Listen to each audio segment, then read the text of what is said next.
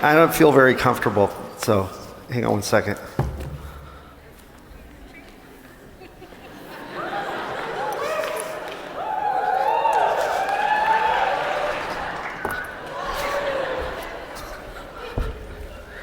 Sorry, I can't do it any other way.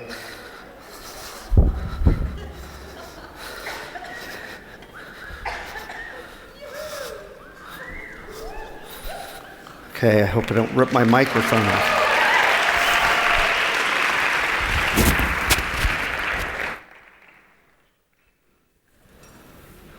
All right, I'll be right back. Oh, I forgot my shorts.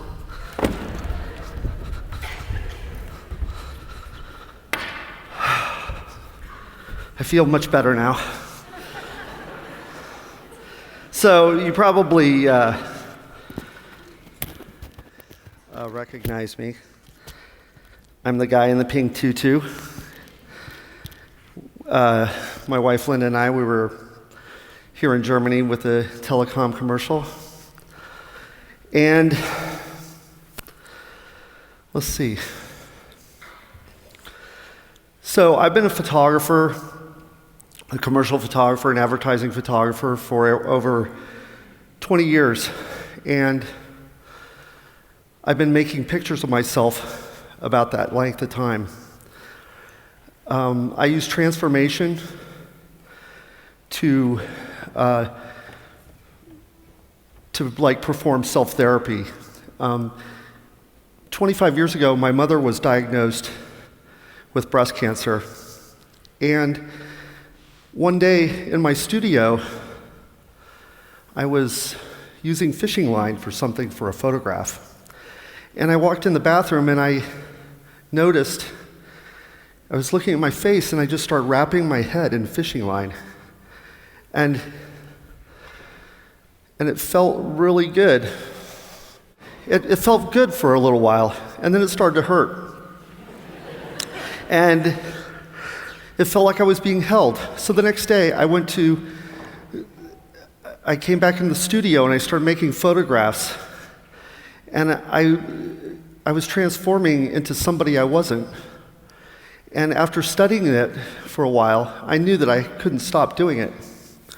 So I started doing this more and more, and doing more sculptural things, and working through the pain of grieving for my mom. And so this transformation was helping me. And I did this for about 9 years. And I used metal, I applied it to myself, and about 10 years after I was doing this project, a client came to me and they wanted me to give my interpretation of ballet. And that's when I met the tutu. And it was all about transforming myself into something I wasn't, but it was for a job. But I did it for them. And it was it was a successful solution. So during this time, my wife Linda and I, we wanted a change. I'd lived in Arizona for 42 years. So I figured, why not make a move now? So we sold everything we had, for the most part, packed up the truck, the dog, and we moved to New York. And why not? Why not move from something super simple to something super complicated? My dad thought I was a fool. He said that in front of the whole family. So we packed up our stuff and the tutu, and I found myself in the desert. And I put the tutu on. I was kind of angry, but I just wanted to get on the road. And I didn't take my socks off. I kind of thought it might protect my feet, but it definitely did not do that. When we got to New York, it was like going to the moon without oxygen to me, going from something simple to something not simple. And I started photographing myself in these desolate areas in a city of 8 million people. Then, a couple months later, I go to Coney Island just to, put myself out there a little bit and feeling a little more comfortable. And I was only called one name all day. It wasn't that bad. So I'm on the road, traveling a lot, starting to see more things, becoming more comfortable, visiting cows and learning how to deal with animals. And then I come home and find out that my wife Linda's diagnosed with a very aggressive form of breast cancer. And I knew, what could happen. My mom had passed away 26 years before. So this is when I went back to my tutu, which I call my little lifeboat. But when I went back to the pictures, I started seeking darker images, and I was always ending up somewhere dangerous or somewhere uncertain. I ended up in the snow, which I wasn't really used to. And I had socks on, but it didn't help. This time I was in the desert. It was 56 degrees Celsius, no cell service, bad knees, climbing up that rock on my, on all fours, trying not to fall. They would have never found me. Going to the ocean and pretty much shooting in the dark and ending up on a road somewhere. Actually, it's one of my favorite spots in the United States. And it was freezing cold. Here I am. Things were getting better, but Linda's cancer came back. And she had to go to her, back to the cancer center.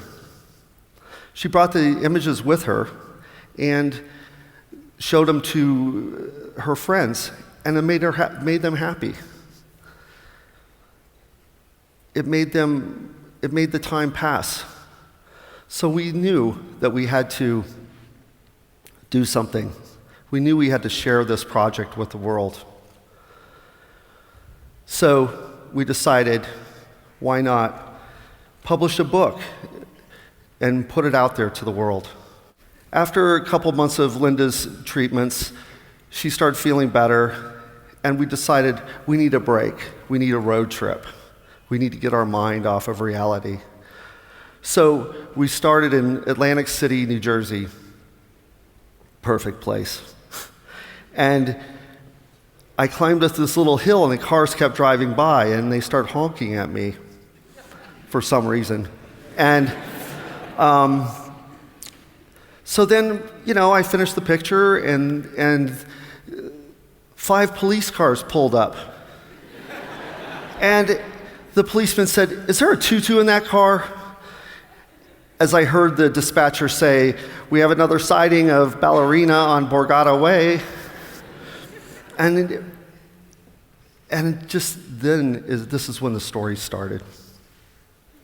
And this is when things started to lighten up a lot for Linda and I. And this trip really helped it bring us together closer. We were having fun again. This time I'm hanging off a fiberglass palm tree, and I ended up picking fiberglass out of my chest for 2 days. That was awesome. But it was worth it. This time I'm on a ferry. I did ask permission, but I didn't ask the captain, and I did have a remote in my hand, kind of like this, except it had a silver antenna. And next thing I know, the police are all around me. They're searching my car with dogs.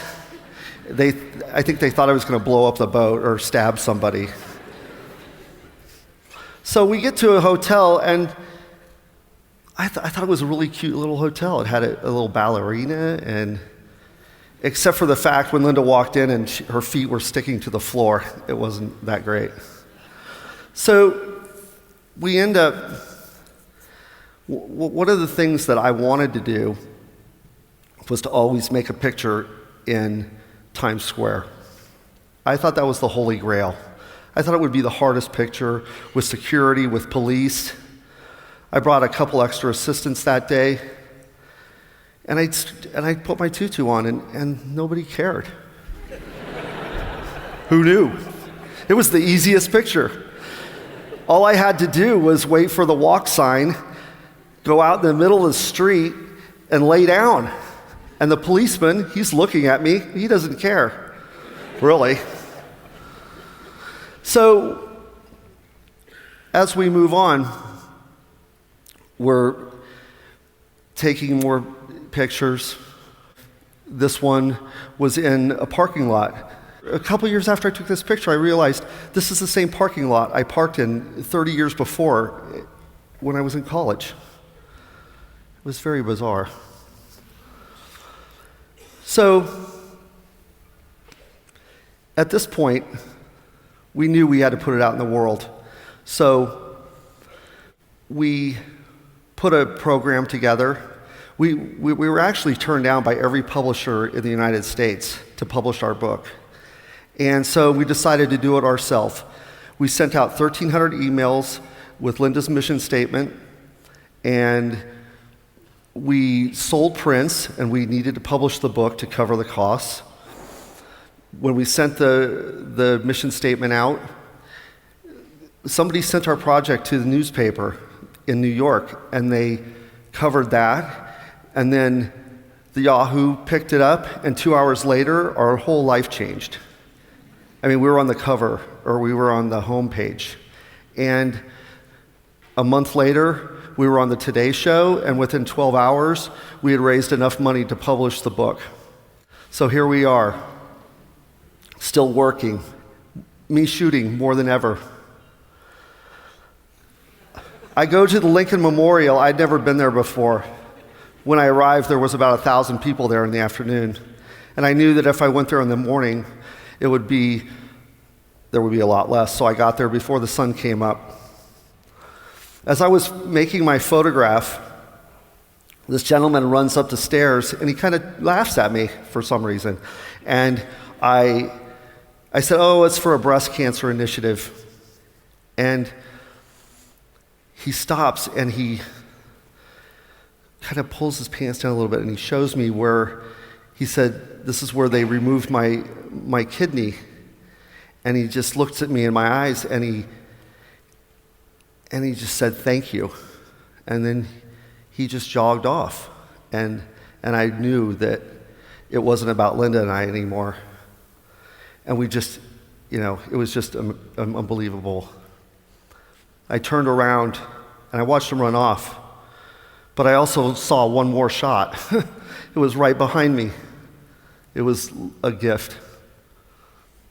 This is me with a $1 million guitar of Willie Nelson's in New Jersey Performing Arts Center. I was in my own neighborhood. The police drove up. They're screaming at me to put my pants back on.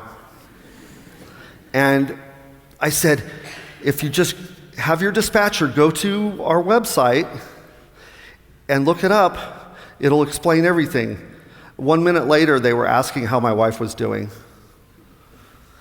It's been unbelievable, the feedback that we've gotten.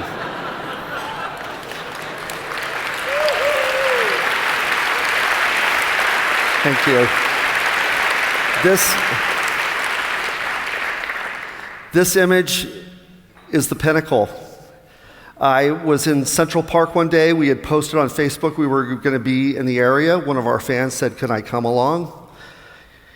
And after we made the picture, he said, "Would it be okay, or what would you think of the idea of possibly doing an image at the Kennedy Center, or not the Kennedy Center, the Lincoln Center with the Swans, a ballet, the American Ballet Theater?"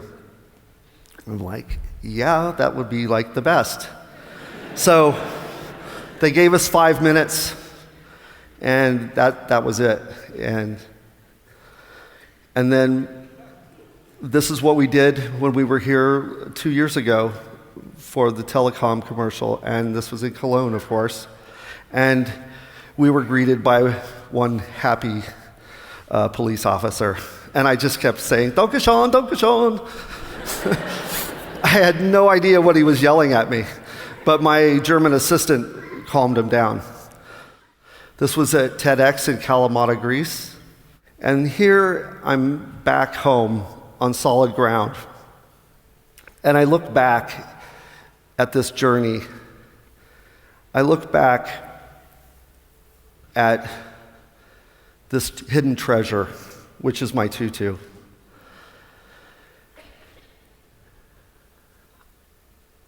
Things happen in our life.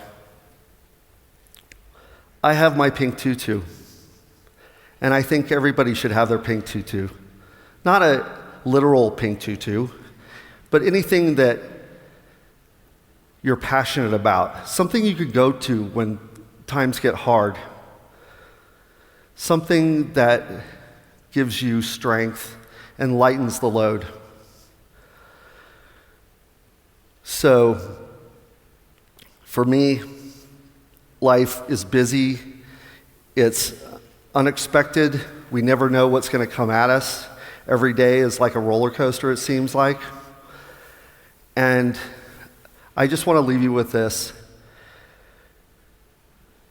What is your pink tutu? And I am done. Thank you.